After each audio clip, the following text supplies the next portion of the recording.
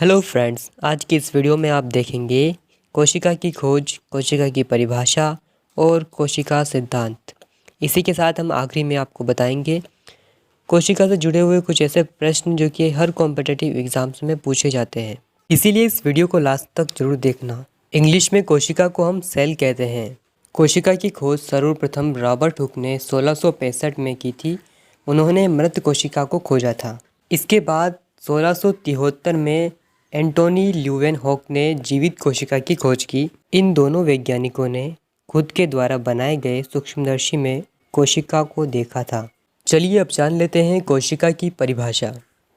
कोशिका की परिभाषा है, कोशिका जीवधारियों की संरचनात्मक व क्रियात्मक इकाई है।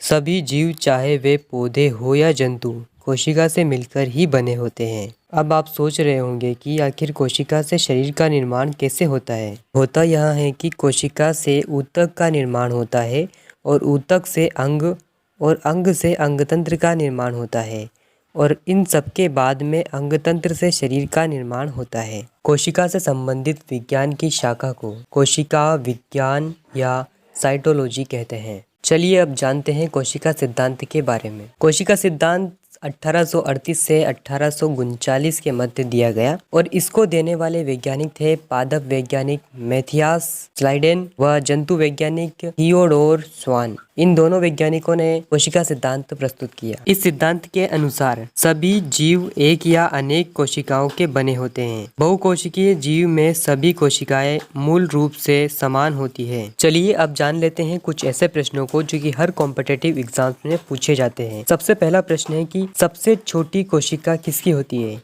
तो सबसे छोटी कोशिका होती है माइक्रोप्लाज्मा की। और सबसे लंबी कोशिका किसकी होती है। सबसे लंबी कोशिका होती है मानव के ब्रेन की, यानी कि तंत्रिका कोशिका। सबसे बड़ी कोशिका किसकी होती है। सबसे बड़ी कोशिका होती है शुतुरमुर्ग का अंडा।